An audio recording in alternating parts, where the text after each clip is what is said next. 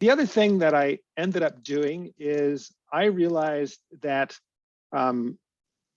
these two equations are confusing. So let me go through those two equations again, the Bernoulli and the control volume energy equation. So the Bernoulli equation is along a streamline. So anywhere along a streamline, we can take 2 points and can figure out what changes based on the fact that the Bernoulli equation is true between those 2 points with all those caveats. And I updated my equations to be clearer that V is not a capital V. It's a small v representing it's a point. It's a velocity at a point. It's not at a surface.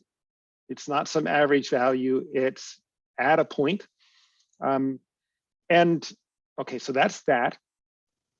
The control volume equation is, now I put a pipe up there, a pipe system, and the control volume is from some control surface in to some control surface out.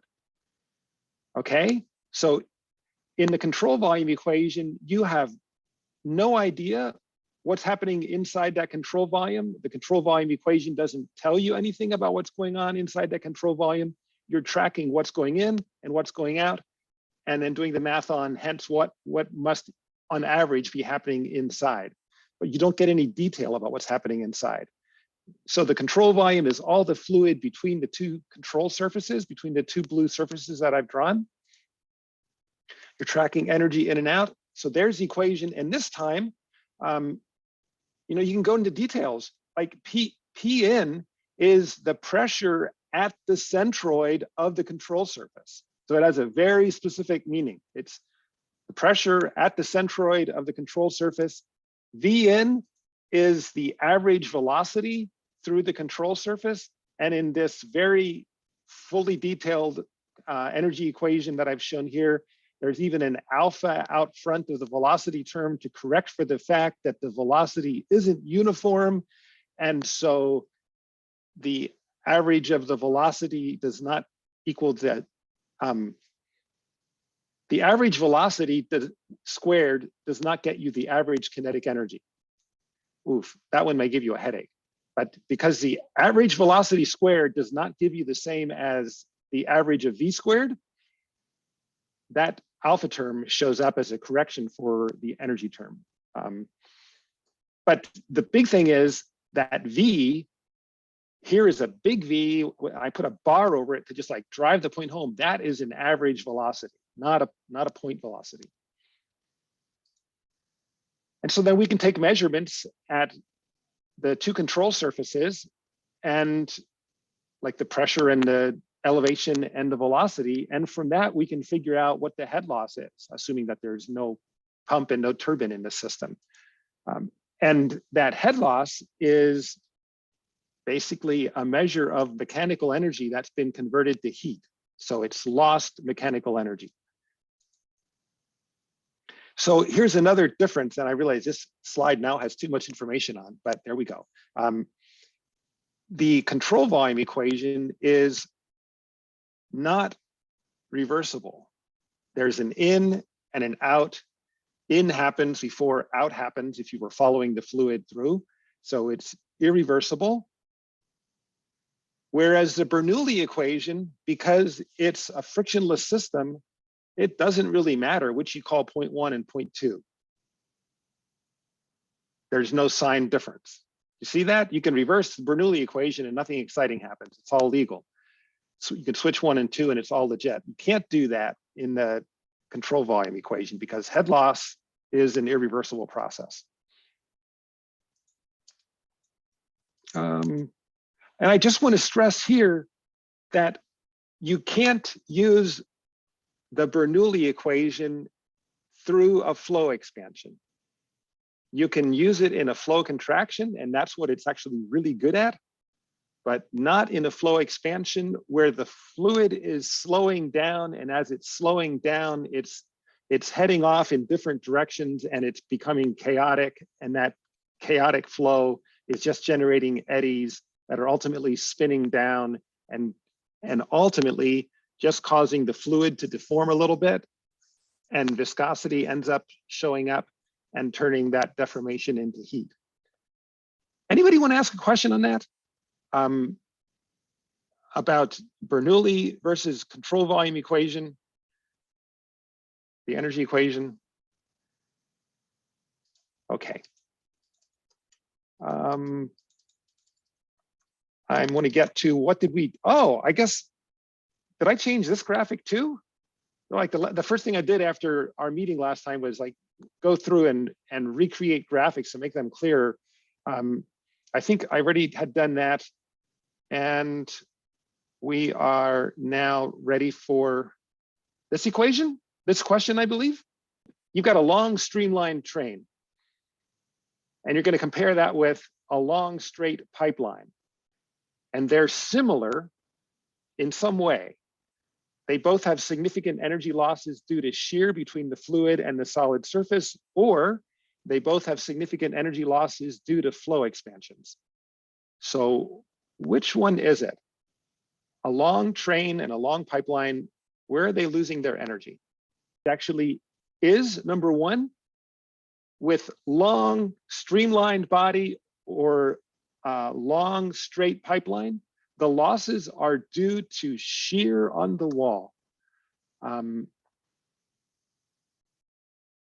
That is the definition of major losses.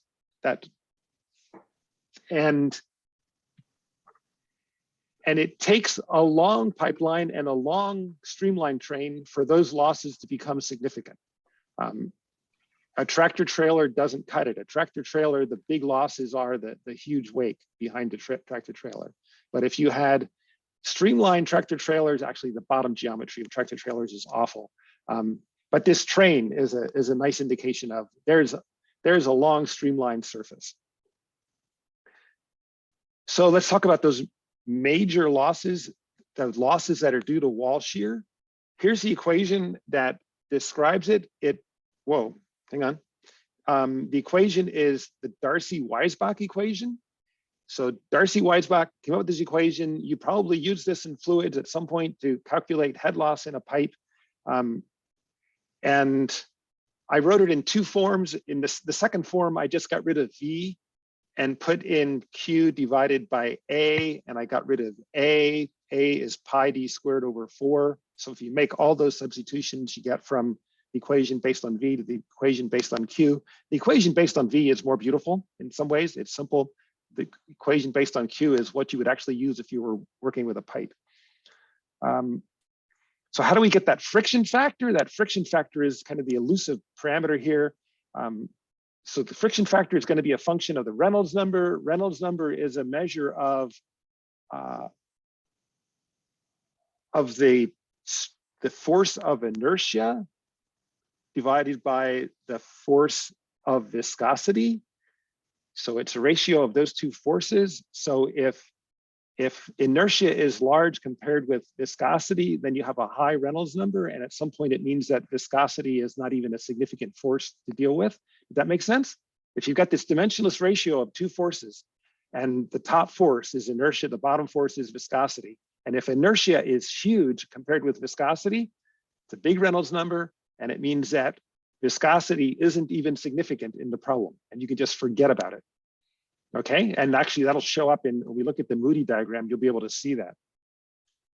The transition from laminar to turbulent occurs at around 2000 for pipes. So here are the two equations for head loss in a long straight tube or pipe. This is a head loss due to shear on the walls for the major losses. So for laminar flow, we get this beautiful equation that's 6, that the friction factor is equal to 64 divided by the Reynolds number.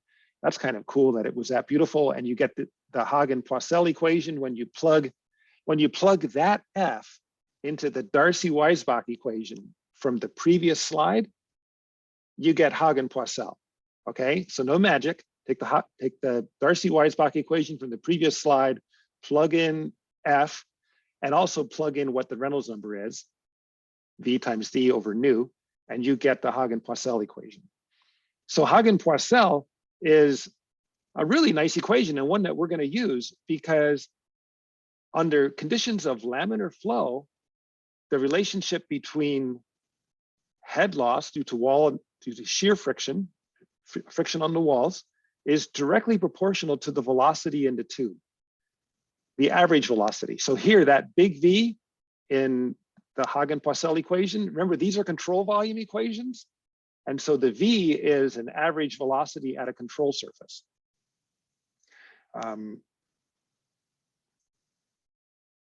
So it's proportional. Head loss is proportional to V. And if we go to the other side, for turbulent flow, then all of a sudden it gets ugly. So here's an equation for F. It's a mess, but there it is. Epsilon is the wall roughness, and there's no beautiful simple equation for we don't get a Hagen-Poiseuille kind of equation out because F is such a mess. So we keep the Darcy-Weisbach equation and just say, we're going to do this in 2 steps, calculate F, and then plug it into Darcy-Weisbach to get the head loss. Okay, and you've all seen this, the Moody diagram. You've used this equation, or sorry, you used this graph to solve a problem in fluids, yes? Okay, you know what that means? It means that all of you have used the Moody diagram to solve a problem more recently than I have. Could ponder that one. So what do we see? First of all, over here, where the Reynolds number is less than 2000, we have this lovely straight line. That's the Hagen-Poiseuille equation, where we plugged in this F equals 64 over the Reynolds number into the Darcy-Weisbach equation and have this beautiful straight line. That's lovely. And then the rest of the graph is a series of curves, each one for a different roughness of the pipe. So the smooth pipe is all the way here in the bottom, having the lowest friction factor possible. And as you get rougher and rougher, you go higher and higher up on the graph. And what you notice is that all of these lines go flat. So they all eventually are level on this graph, which means that the friction factor takes on a constant value.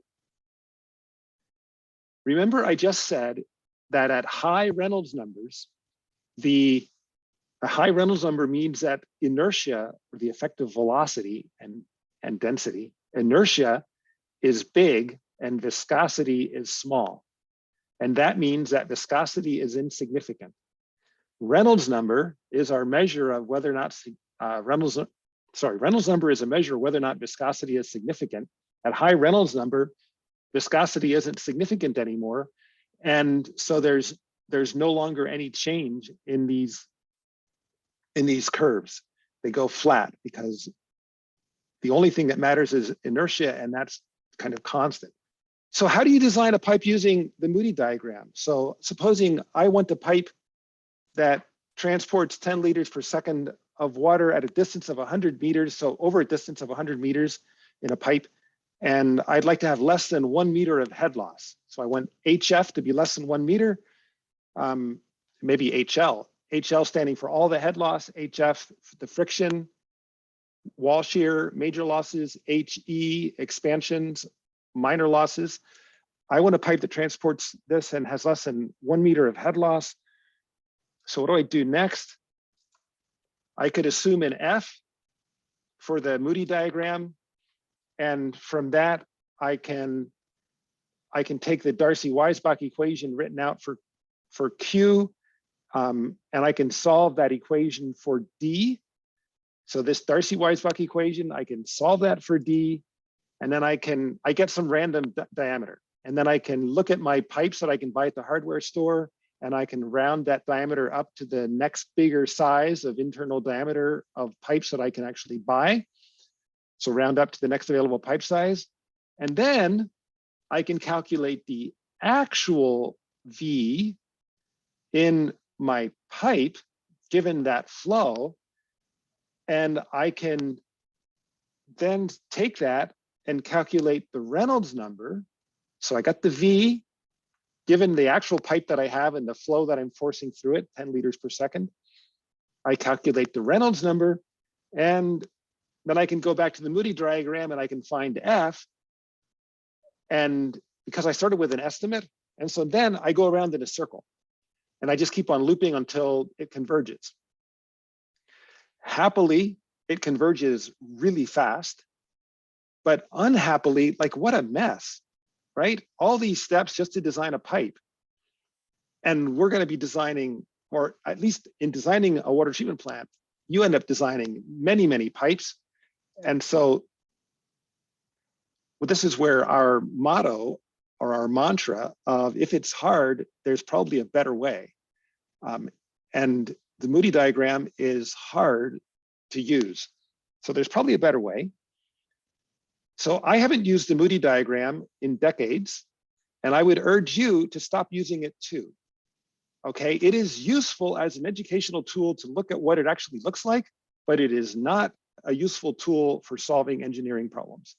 You could either use our functions in FeatureScript or in Python to run through this. There are others out there that have created similar tools. There are equations that essentially replicate the entire Moody diagram in equation form. The Swami-Jain equations are some of those. And they make it possible to just solve this with a nice piece of computer code. We want tools that allow us to design so that when we change an input, the design updates automatically. So do you see this problem? If you use the Moody diagram as a step in your design process, it means that when the client comes back and says, you know what, that flow that we were designing for, we've done another piece of our study and we realize that we need to increase the flow by 20% to meet future demand. And if you use the Moody diagram to design your system, you have to go back and do Moody diagram all over again for all the pipes in your system. But if you use computer code that replicates what the Moody diagram does, then you just change the flow rate in your design and everything updates automatically. And a few seconds later, you have your new design. So that is the design process that I am excited about teaching, is a process where if I came back and told you that I'm not going to actually tell you the flow rate that you need to design this homework, this design challenge for, but I'll tell you 5 minutes before you hand it in what the flow rate is, you should be like, oh, piece of cake. I'll just enter into flow right when Monroe tells me at the end. You see the power of that method? You basically have solved all the problems at once, and all you have to do is change your inputs. Another thing that I want in a good design tool is I want a design tool that handles units.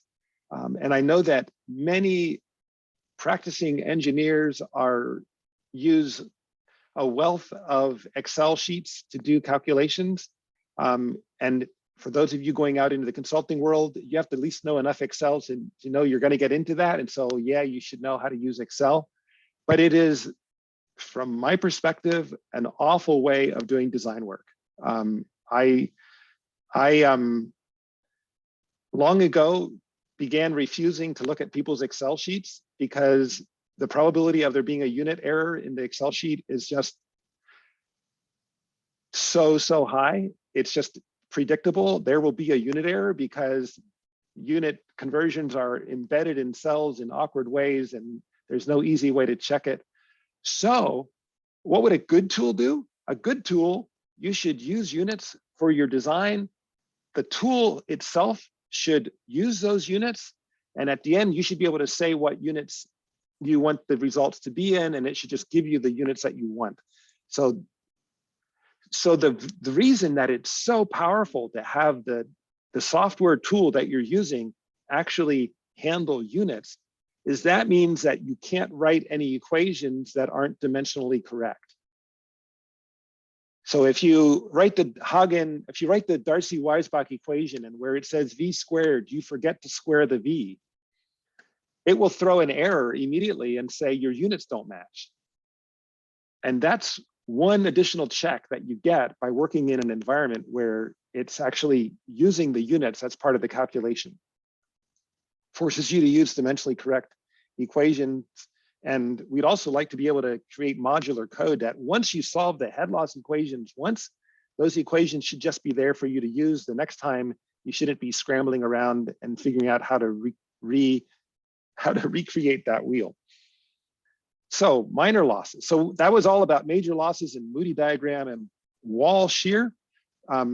The other kind of loss that is very, very significant is losses due to expansions. So these losses happen when the velocity decreases and some of the kinetic energy is converted to heat. We can minimize losses by using gradual expansions. There's the form of the equation. Head loss due to minor losses is equal to some minor loss coefficient times v squared over 2g. And v, this is a little bit weird to think about, but v is some characteristic velocity. It could be the velocity where the flow is contracted. It could be where the flow is fully expanded, or it could indeed be some other convenient velocity. The important thing is that you know what that velocity is referenced to, and that you make sure that your minor loss coefficient is calculated for that characteristic velocity. So here's an example of using that. This is a flow expansion. The derivation for this is in the notes, and you can see how this is like the one minor loss that you can calculate from first principles and get an exact solution. So for this sudden flow expansion. So there's three different ways that I have it expressed here. The last two, the first one is like the exact solution. The last two show using a minor loss coefficient to express that loss, and you can either have it go with the velocity, the high velocity in the contraction, V in, or the lower velocity, V out. And what changes is your definition of the minor loss coefficient changes. So that if you've done this right, when you calculate the head loss, you get the same value with either set of equations. That's the one that we use most commonly. And I was reflecting, we have a case in the flocculator design where the flow doesn't actually ever fully expand. And so the flow doesn't actually occupy all the space that's between the baffles in the flocculator. And yet we use the velocity that would occur if the flow were fully expanded. So it's this idea that V is some representative characteristic velocity as long as you know what it is and you make sure that your minor loss coefficient is scaling with that. Okay, so here's an example of an elbow. So water flowing around this 90-degree bend. And where is in and out in this? So where is in and out that's similar to what we show here with this expansion. Because flow through an elbow is actually a combination of a contraction, which now you know is a very efficient process, followed by an expansion. So the expansion part in the elbow, where is it? Where's in for the expansion part? So B is where the flow is fully contracted. That's like this part right here in this flow expansion. That's where it's fully contracted. And C is where it's fully expanded. So you can think of this as exactly the same as a regular flow expansion, just that we don't know exactly what the velocity is in B because we don't know exactly how much it's contracted. See our problem? But what I want to drive home is that every time there's a minor loss, it's because there's a flow expansion buried somewhere in the system. And I'm showing you very clearly where this flow expansion is inside this elbow. You good with that? there's a flow expansion there. And that's where the losses are. See, before, I suspect, like when I took fluids and when you took fluids, you had this notion that there are minor losses, but it wasn't clear like what is actually causing all those losses. And you learned that there were minor losses in contractions and there are minor losses in expansions. Now you know there are minor losses in expansions, period. It's just that there are expansions inside contractions. And there are like in a contraction, there's an expansion right after the contraction because there's a vena contracta at the contraction.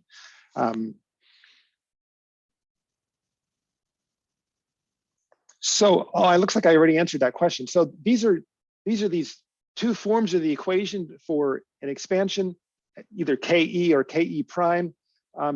Here's a question for you. What is the value of KE? So using the equations that I've circled in red, what is the value of KE for a case of a pipe discharging into a lake?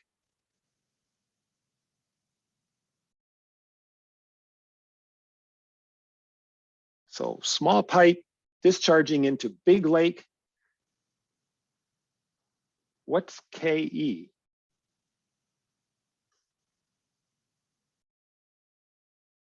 You can do the math. What's A out over AN for that case?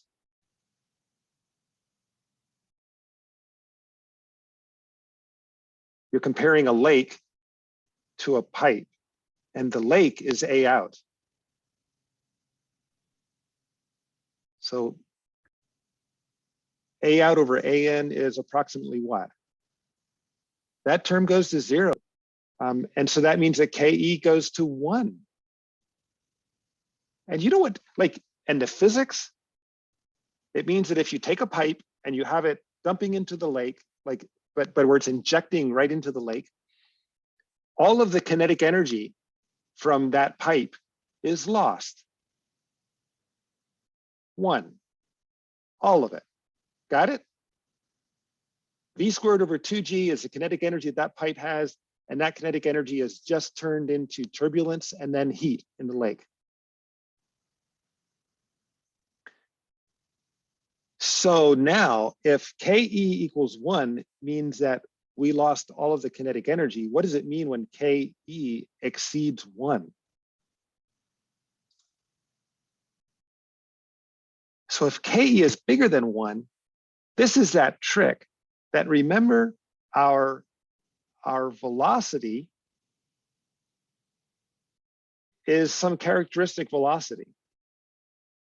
And so maybe we weren't using the velocity that was actually happening, because it wouldn't make sense to lose more kinetic energy than what's actually there. But if the V that was actually there was greater than the characteristic velocity that we were using to scale the K, we could have this apparent thing where KE can exceed 1. And this is actually very common. So it means that we're using a slower velocity as our characteristic velocity than what's actually losing the energy. And so here's a case of that. Take this gate valve. If you were calculating the K for flow through the gate valve, the only velocity that you can calculate is based on the diameter of the opening, or the diameter of the pipe opening, whichever you prefer. And because you don't know how far closed this gate valve is going to be. So that means that your K value is based on this velocity of the flow through the entire pipe, but it is possible to close that gate valve down a whole lot. And that means that the velocity in the pipe can be tiny compared with the velocity squirting through the opening in the gate valve. Yes? So when the water is squirting through a small opening in the gate valve, the amount of kinetic energy that we're losing is related to the velocity of that water squared times 2G. But because we're using the velocity over the entire area of the pipe, that velocity is a lot tinier. And that means that we're going to use a K that is a whole lot bigger than 1. So it is very, very possible to have a K that is hundreds or even thousands. It just means that you're using flow through, you're pretending that the flow is going through something like this, and you're using your velocity from that, when actually the water is going through some tiny hole.